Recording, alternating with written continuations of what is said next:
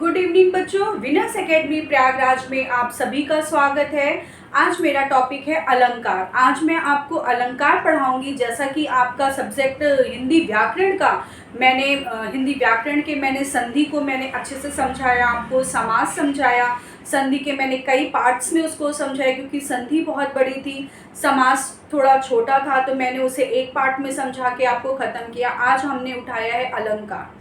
अलंकार भी थोड़ा बड़ा है, थोड़ा बड़ा पोर्शन है अलंकार का व्याकरण में। इसको भी मैं एक या दो पार्ट में ख़त्म करने की कोशिश करूँगी ताकि आपको उसको अच्छे से समझ में आए। तो अलंकार क्या होता है? अलंकार मतलब होता है अलम प्लस कार। अगर हम इसका संधि विच्छेद करते हैं अलंकार का, तो अलम प्लस कार। तो क्या है? अलम का अर्थ होता है सजाना। अलम का अर्थ क्या होता है? सजाना, आभूषण। जैसे हम आभूषण, स्त्रियां क्या करती हैं? अपने आप को सजाती हैं। कैसे? आभूषण पहन के, मेकअप करके अपने आप को सजाती हैं। उसी प्रकार से अलंकार है। हिंदी में, इंग्लिश में क्या है? अलंकार हैं जो क्या करते हैं? काव्य को सजाने का कार्य करते हैं ताकि हमारा जो काव्य है वो काफ़ी सुंदर लगे। तो अलंकार का अर्थ होता है काव्य की शोभा बढ़ाने वाले तत्वों को अलंकार कहते हैं। किसे कहते हैं? काव्य की शोभा बढ़ाने वाले तत्वों को अलंकार कहते हैं। अलंकार को अगर हम दो पार्ट में संधि विच्छेद कर दें तो अलम प्लस कार। अलम का अर्थ होता है, अलम का क्या अर्थ होता है? अलम का अर्थ होता है आभूषण। अलम का क्या अर्थ होता है बच्चों? अलम का अर्थ होता है आभूषण। आभूषण या सजाना, काव्य को सजाना, काव्य को आभूषित करना, काव्य को आभूषित करना, उसको सजाना, संवारना, सुंदरता प्रदान करना, वो क्या करता है? हमारा अलंकार करता है। ठीक है बच्चों? तो अलंकार क्या है? अलंकार है काव्य की शोभा बढ़ाने वाले तत्वों को हम कहते हैं अलंकार। अलंकार के भेद। अब हम आते हैं, हमारा टॉपिक है अलंकार के भेद। अलंकार के मुख्य दो भेद माने जाते हैं, शब्दालंकार और अर्थालंकार। अलंकार के मुख्य दो भेद माने जाते हैं, शब्दालंकार और अर्थालंकार। अगर एग्जाम में पूछता है कि अलंकार के मुख्य कितने भेद हैं, अगर आपसे एग्जाम में क्वेश्चन आता है कि अलंकार के मुख्य कितने भेद हैं, तो अलंकार के मुख्य दो भेद हैं, शब्दालंकार और अर्थालंकार। यदि पूछा अलंकार के कुल कितने भेद हैं, तो आप बताएंगे अलंकार के कुल 3 भेद होते हैं। पहला शब्दालंकार, दूसरा अर्थालंकार और तीसरा उभयालंकार।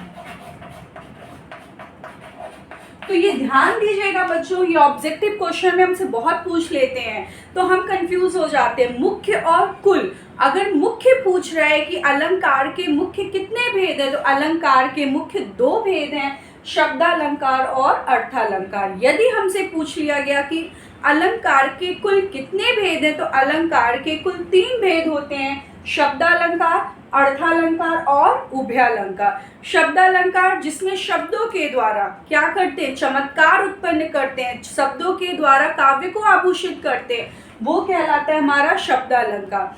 अर्थालंकार जिसमें हम अर्थों के द्वारा काव्य में चमत्कार उत्पन्न करते हैं, उसे हम कहते हैं अर्थालंकार। क्लियर है बच्चों अलंकार और अलंकार के भेद? तो शब्दालंकार के भी कई भेद माने गए हैं, मुख्य या कुल। इसमें भी यही पूछता है कि शब्दालंकार के मुख्य कितने भेद है, तो मुख्य शब्दालंकार के 3 भेद है, अनुप्रास, यमक और श्लेष। यदि पूछ लिया कि इसके कुल कितने भेद है, तो इसके कुल जो है आप बताएंगे कि इसके कुल अनुप्रास हैं, यमक हैं, 5 भेद हैं, अनुप्रास है, यमक है, श्लेष है, वक्रोक्ति है और पुनरोक्ति है। मैं अभी बताऊंगी इसे। जैसा कि मैं ये हिंदी व्याकरण पोर्शन ली हूँ बच्चों, तो आपके 12th में एक लिमिटेड ही अलंकार है, लेकिन मैं आपको थोड़ा सा डिटेल में इसलिए बताने की कोशिश कर रही हूँ कि ये आपका आगे की भी तैयारी, जब आप 12th पास करके आगे की कोई कंपटीशन में तैयारी करेंगे तो ये आपको बहुत ईजी पड़ेगा। अगर मैं समझाऊंगी तो आपके समझने में आसानी होगी, तो इसलिए मैं इसको थोड़ा सा डिटेल में समझाई हूँ। संधि भी मैंने थोड़ी डिटेल में समझाई है ताकि आपको 12th भी तैयार हो और साथ ही साथ अगर आप कोई नेक्स्ट 12th के बाद कोई कंपटीशन की तैयारी कर रहे हो तो उसमें भी आपकी हेल्प हो जाए। तो इसलिए मैं थोड़ा इसको डिटेल में समझाने की कोशिश कर रही हूँ कि अगर मान लीजिए आपके एग्जाम में पूछ रहा है कि शब्दालंकार के कितने भेद हैं, तो मुख्य 3 भेद हैं शब्दालंकार के, अनुप्रास, यमक और श्लेष। यदि पूछा कि कुल कितने भेद है तो 5 भेद बताएंगे आप, अनुप्रास, यमक, श्लेष, वक्रोक्ति और पुनरावृत्ति। ठीक है बच्चों, तो सबसे पहले हम पढ़ेंगे शब्दालंकार किसे कहते हैं। शब्दालंकार जिसमें शब्दों के द्वारा काव्य में चमत्कार उत्पन्न किया जा रहा हो उसे हम कहते हैं शब्दालंकार। शब्दालंकार का सबसे पहला है अनुप्रास अलंकार। ठीक है, तो हम अनुप्रास अलंकार पढ़ने जा रहे हैं। तो अब हम पढ़ रहे हैं अनुप्रास अलंकार। अनुप्रास अलंकार सबसे पहले हमें ये समझना होगा कि वर्ण, शब्द और वाक्य क्या है। वर्ण, शब्द, वर्ण अर्थात होता है अक्षर, शब्द और वाक्य, जब इन्हीं में हम चमत्कार उत्पन्न करते हैं, जब इन्हीं को हम सजाते हैं तो वो क्या कहलाता है, वो हमारा अलंकार कहलाता है। तो अनुप्रास में वर्ण, शब्द और वाक्य, इन्हीं 3 के माध्यम से हम क्या करते हैं, हम शब्दों को सजाते हैं। तो वर्ण, शब्द और वाक्य के द्वारा ही हम क्या करते हैं, अनुप्रास अलंकार को सजाते हैं।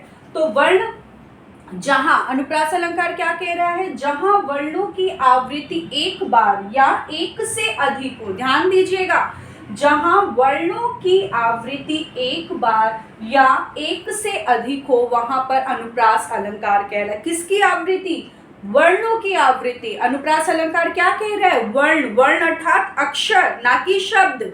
शब्द क्या होता है, जहां पर शब्दों की आवृत्ति बार बार होती है वहां पर शब्दालंकार होता है, और जहां पर वाक्य की आवृत्ति बार बार होती है वहां पर वाक्य का अनुप्रास वहां पे वाक्यों के द्वारा अनुप्रास में चमत्कार उत्पन्न करते हैं। तो जहां वर्णों की आवृत्ति एक बार या एक से अधिक बार हो वहां पर अनुप्रास अलंकार होता है। जैसे तरनि तनुजा तट तमाल तरुवर बहु छाए, जैसा हमारे एग्जाम में सबसे इजी उदाहरण मैं आपके सामने लेकर आई हूँ, तरनि तनुजा तट तमाल तरुवर बहु छाए। तो देखिए, तरनि तनुजा तट तमाल तरुवर बहु छाए, तो ता ता ता ता ता ता वर्ण की आवृत्ति क्या हुई है, एक या एक से अधिक बार हुई है। ता वर्ण की आवृत्ति 1 2 3 4 5 यानी एक या एक से अधिक बार हुई है। तो ता वर्ण की आवृत्ति बार बार होने के कारण यहाँ पर अनुप्रास अलंकार है। अनुप्रास अलंकार में क्या कह रहा है, जहां वर्णों की आवृत्ति बार बार हो, एक बार हो या एक से अधिक बार हो, तो वहां पर क्या होता है, वहां पर अनुप्रास अलंकार होता है। अनुप्रास अलंकार के भी अंदर कई भेद माने गए हैं। अनुप्रास अलंकार के अंदर 5 भेद माने गए हैं, छेकानुप्रास, श्रुत्यानुप्रास, वृत्त्यानुप्रास, लाटानुप्रास और अत्यानुप्रास। अनुप्रास अलंकार के भी 5 भेद माने गए हैं, जो कि मैं अभी आपको डिटेल में पढ़ाऊंगी। जैसा मैंने बताया कि मैं आपको डिटेल में पढ़ाने वाली हूँ। तो अनुप्रास अलंकार के 5 भेद माने जाते हैं, छेकानुप्रास, श्रुत्यानुप्रास, वृत्त्यानुप्रास, लाटानुप्रास और अत्यानुप्रास। ठीक है, तो अनुप्रास अलंकार क्लियर है। अब हम इसके भेद पढ़ेंगे। ठीक है बच्चों, तो अनुप्रास अलंकार के भेद, अनुप्रास अलंकार के 5 भेद जैसा मैंने आपको बताया है, छेकानुप्रास, वृत्त्यानुप्रास, लाटानुप्रास, श्रुत्यानुप्रास और अत्यानुप्रास। छेकानुप्रास अर्थात जैसे कहते हैं छेक, शब्द मालूम पड़ रहा है, छेक लिया, मतलब जैसे एक ने, कई लोगों ने हमें मिलकर एक साथ छेक लिया। तो छेकानुप्रास, जहां वर्णों की आवृत्ति एक से अधिक हो या एक बार हो, जहां वर्णों की आवृत्ति मतलब होता है दोहराना, जैसे धीरे धीरे, क्या है, एक शब्द को 2 बार बोले हैं तो दोहराना, जहां पर वर्ण की आवृत्ति एक बार हो वहां पर क्या होता है, छेकानुप्रास होता है। वृत्त्यानुप्रास, वृत्त्यानुप्रास जहां वर्णों की आवृत्ति बार बार हो रही हो वहां पर क्या होता है, वृत्त्यानुप्रास होता है। लाटानुप्रास, जहां, लाटा अनुप्रास कह रहा है चतुर अनुप्रास, लाटा मतलब होता है चतुर, जहां पर एक वाक्य का एक से अधिक बार प्रयोग हो रहा हो वहां पर अनुप्रास। जैसे देखिए, वर्ण और वाक्य और शब्द, इसी पर हमारा अनुप्रास अलंकार टिका हुआ है। तो छेकानुप्रास अर्थात जहां पर एक ही वर्ण ने हमें छेक लिया हो, एक ही वर्ण ने हमें छेक लिया हो वहां पे छेकानुप्रास होता है। वृत्तानुप्रास जहां पर एक वर्ण या एक से अधिक बार प्रयोग हो, जहां पर एक वर्णों की आवृत्ति एक बार या एक से अधिक बार हो, वहां पर वृत्तानुप्रास होता है। छेकानुप्रास में एक वर्ण की आवृत्ति एक बार होती है, वृत्तानुप्रास में एक वर्ण की आवृत्ति एक से अधिक बार होती है। लाटानुप्रास में क्या होता है? लाटानुप्रास में एक वाक्य का प्रयोग एक या एक से अधिक बार प्रयोग किया जाता है। श्रुत्यानुप्रास, श्रुत्या का तात्पर्य समझ रहे हैं आप? सुनने में जो हमें एक समान लगे, सुनने में जो हमें एक समान लगे वहां श्रुत्यानुप्रास होता है। और अंत्यानुप्रास यानी अंत में, अंत अर्थात जैसे तुकबंदी हम बोलते हैं ना बच्चों कि इसका तुक मिल रहा है, अर्थात लास्ट के दो वर्ड राइम्स जिसे राइमिंग वर्ड्स जिसे बोलते हैं कि लास्ट के दो वर्ड क्या हो रहे हैं, मैच कर रहे हैं, तो वहां पर क्या होता है? अंत्यानुप्रास होता है। तो ये थे अनुप्रास अलंकार के भेद। मैं अभी इसको अच्छे से समझाऊंगी, उदाहरण देकर समझा रही हूँ। पहले आप ऐसे समझ लीजिए कि छेकानुप्रास अर्थात छेका हो, किसने? एक ही वर्ण ने। जब एक ही वर्ण की आवृत्ति एक बार हो रही हो तो वहां छेकानुप्रास होता है। वृत्तानुप्रास जहां एक वर्ण की आवृत्ति बार बार हो रही हो वहां वृत्तानुप्रास होता है। लाटानुप्रास जहां वाक्य की आवृत्ति एक से अधिक बार हो रही हो वहां लाटानुप्रास होता है। श्रुत्यानुप्रास जहां पर सुनने में एक समान लगे वहां पर श्रुत्यानुप्रास होता है। और अंत्यानुप्रास जहां पे अर्थ क्या हो, जहां के अंतिम जो शब्द होते हैं, दो अंतिम शब्द वो एक दूसरे से मैच कर रहे हो, तुकबंदी कर रहे हो, वहां पर होता है अंत्यानुप्रास। तो अभी हम इसको डिटेल में पढ़ने जा रहे हैं, इसके उदाहरण देखने जा रहे हैं बच्चों, तो ध्यान दीजिएगा। तो बच्चों अनुप्रास अलंकार का छेकानुप्रास, छेकानुप्रास क्या कह रहा है? जहां पर छेकानुप्रास कह रहा है जहां एक वर्ण की आवृत्ति, जहां पर एक वर्ण की आवृत्ति हो रही हो। आवृत्ति मतलब क्या होता है?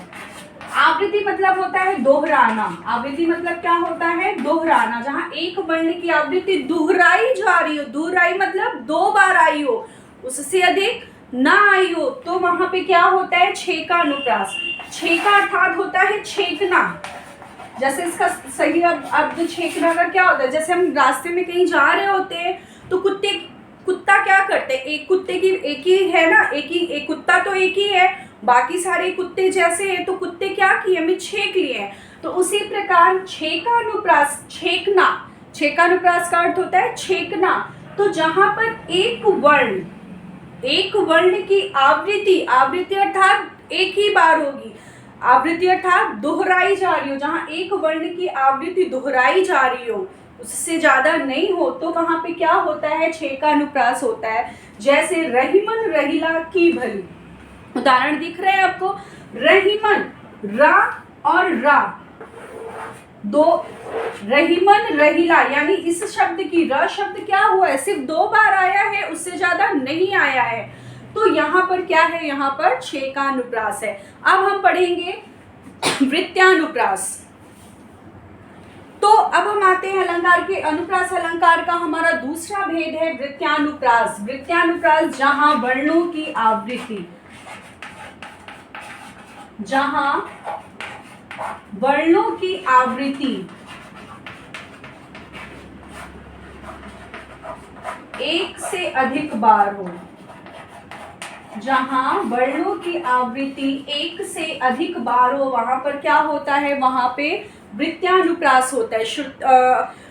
छेकानुप्रास में क्या करता है? जहां एक वर्ण की आवृत्ति हो रही हो, छेकानुप्रास में यही बोला ना, जहां एक वर्ण की आवृत्ति हो रही हो, जबकि वृत्तानुप्रास में कह रहा है जहां वर्णों की आवृत्ति एक से अधिक बार हो रही हो वहां पे क्या होता है? वृत्तानुप्रास होता है। जैसे तरनी तनुजा तट तमाल, तरनी तनुजा तट तमाल तरुवर बहु छाए, है ना बच्चों? तरनी तनुजा तट तमाल तरुवर बहु छाए। तो ता वर्ण की आवृत्ति क्या हो रही है? एक से अधिक बार हो रही है कि नहीं हो रही है? तरनी तनुजा तट तमाल तरुवर बहु छाए, इसमें ता वर्ण की आवृत्ति एक से अधिक बार हो रही है। तो हमारा वृत्तानुप्रास कह रहा है जहां वर्णों की आवृत्ति एक से अधिक बार हो वहां पे वृत्तानुप्रास होता है। अब हम आते हैं लाटानुप्रास। तो लाटानुप्रास क्या कह रहा है? लाटानुप्रास कह रहा है जहां वाक्य दो या दो से अधिक बार आए और अन्वय करने पर उसके अर्थ भी अलग अलग हो। लाटानुप्रास कह रहा है जहां वाक्य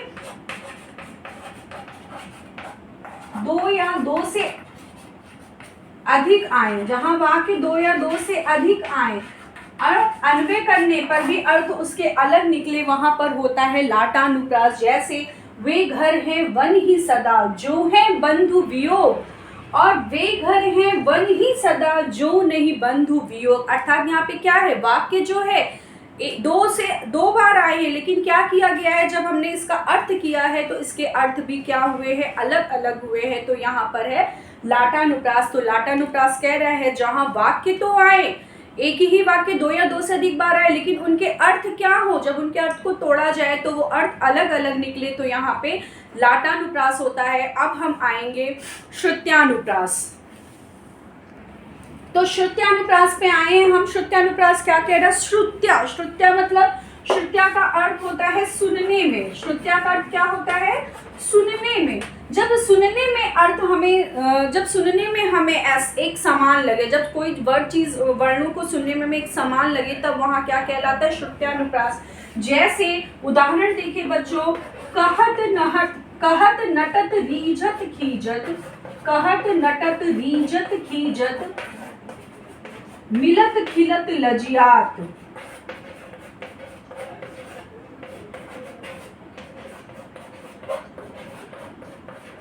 कहत नटत रीजत खीजत मिलत खिलत लजियात। अर्थात क्या हो रहा है, सुनने में हमें एक समान लग रहा है कि नहीं लग रहा है? कहत नटत रीजत खीजत मिलत खिलत लजियात। तो बच्चों देखो, सुनने में क्या हो रहा है, हमें एक समान लग रहा है। क्यों लग रहा है? क्योंकि ये देखिए, कहत नटत रीझत खीजत मिलत खिलत लजियात। तो हमें इसमें क्या हो रहा है, इसमें वर्ण हमें क्या कर रहे हैं, सुनने में एक जैसे लग रहे हैं, इसलिए यहाँ पर श्रुत्यानुप्रास है। अब हम पढ़ते हैं अत्यानुप्रास। अंत्यानुप्रास क्या कह रहा है? अंत्यानुप्रास कह रहा है अंत्य अर्थात अंत में। अंत्य अर्थात अंत। अंत्य अर्थात क्या होता है? अंत में जो शब्द, अंत में जो वर्ण एक समान हो, वहां पे क्या होता है? अंत्यानुप्रास होता है। लेकिन अभी आपने पढ़ा था अभी आपने पढ़ा ना कि जिसमें एक समान, श्रुत्यानुप्रास में क्या हो रहा था कि हमें एक समान सुनने को मिल रहे थे। कौन? वर्ण मिल रहे थे। लेकिन अब क्या कह रहा है? अब कह रहा है अंत में जो वर्ण हमें एक समान लगे, वहां पर क्या होता है? अंत्यानुप्रास होता है। अंत्यानुप्रास को तुकबंदी अनुप्रास भी कहते हैं। क्या कहते हैं अंत्यानुप्रास को? तुकबंदी अनुप्रास। तुकबंदी अर्थात जिसके लास्ट के दो वर्ड्स मिल रहे हो, जिसके लास्ट के अंतिम के दो वर्ड्स मिल रहे हो, वहां पे क्या होता है? अंत्यानुप्रास होता है। नाथ संबुधन भंज निहारा, हुई है कोई एक दास तुम्हारा। ये तुलसीदास की जो भगवान लक्ष्मण श्री राम परशुराम का जो संवाद हो रहा था, उस लाइन का लिया गया तुलसीदास द्वारा रचित जो है। इसमें बहुत अच्छा उदाहरण है। ये हमेशा एग्जाम में पूछा जाता है बच्चों कि इसमें कौन सा अलंकार है, तो इसमें अनुप्रास अलंकार का अत्यानुप्रास अलंकार है। क्यों? क्योंकि इसका जो अंतिम दो वर्ण हैं वो क्या हो रहे हैं? मैच कर रहे हैं। तो अनुप्रास अलंकार जहां वर्णों की आवृत्ति एक समान हो, जहां वर्णों की आवृत्ति बार बार हो, वहां पे अनुप्रास अलंकार होता है। अनुप्रास अलंकार के 5 भेद होते हैं: छेकानुप्रास, वृत्त्यानुप्रास, लाटानुप्रास, श्रुत्यानुप्रास और अंत्यानुप्रास। तो अब हम शब्दालंकार का दूसरा अलंकार पढ़ने जा रहे हैं, यमक अलंकार। तो अब हम आते हैं यमक अलंकार। यमक अलंकार का, यमक शब्द का अर्थ होता है युग्म अथवा जोड़ा। युग्म अर्थात जोड़ा, अर्थात जहाँ पे एक ही शब्द दो बार हो और उसके अर्थ भी अलग अलग हो, वहां पर यमक अलंकार होता है। यमक अलंकार क्या कह रहा है? युग्म अथवा जोड़ा। जोड़ा अर्थात जोड़ा कब होगा? जब दो शब्द एक साथ होंगे। जोड़ा कैसे बनता है? जब दो लोग एक साथ होते हैं तभी तो जोड़ा बनता है। जैसे प्रेमी और प्रेमी के लिए प्रेमिका होनी चाहिए कि नहीं होनी चाहिए? गर्लफ्रेंड के लिए बॉयफ्रेंड होना चाहिए, बॉयफ्रेंड के लिए गर्लफ्रेंड होनी चाहिए। तो जोड़ा होना जरूरी है। पति के साथ पत्नी होनी चाहिए, पत्नी के साथ पति, तभी तो हम कहते हैं ना जोड़ा है। तो यमक अलंकार क्या कह रहा है? युग्म अथवा जोड़ा। जहां एक शब्द दो या दो से अधिक बार आए लेकिन उसके अर्थ अलग अलग हो, वहां पर क्या होता है? यमक अलंकार। अब क्या कह रहा है यहाँ पे? यहाँ पे कह रहा है शब्द, ध्यान दीजिएगा, अनुप्रास में क्या कह रहा था, वर्ण, और यमक में कह रहा है शब्द। जहां एक शब्द दो या दो से अधिक बार आए और उसके अर्थ अलग हो तो वहां पर होता है यमक अलंकार। जैसे हमारे पास उदाहरण है, ऊंचे घोर मंदिर के अंदर रहनवारी, ऊंचे घोर मंदिर के अंदर रहती है। ऊंचे ऊंचे दो बार आया, घोर घोर दो बार आया, मंदिर मंदिर अंदर अंदर रहत, आया कि नहीं आया, जोड़े आए, आए कि नहीं आए।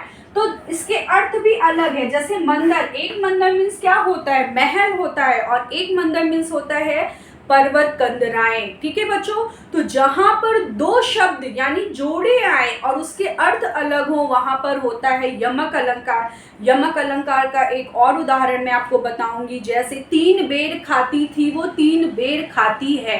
तो 3 बेर खाती थी, बेर मतलब एक बेर का अर्थ होता है समय, कि 3 बार खाती थी, और 3 बेर खाती है, एक बेर का अर्थ होता है फल।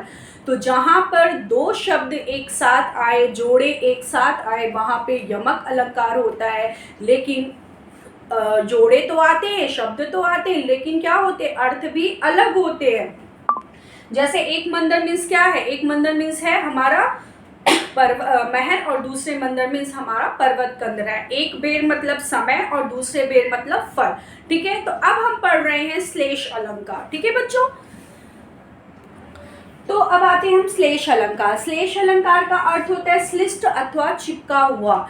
श्लिष्ट यानी क्या, जहां पर एक ही शब्द में एक से अधिक अर्थ चिपके हुए हो वहां पर होता है श्लेष अलंकार।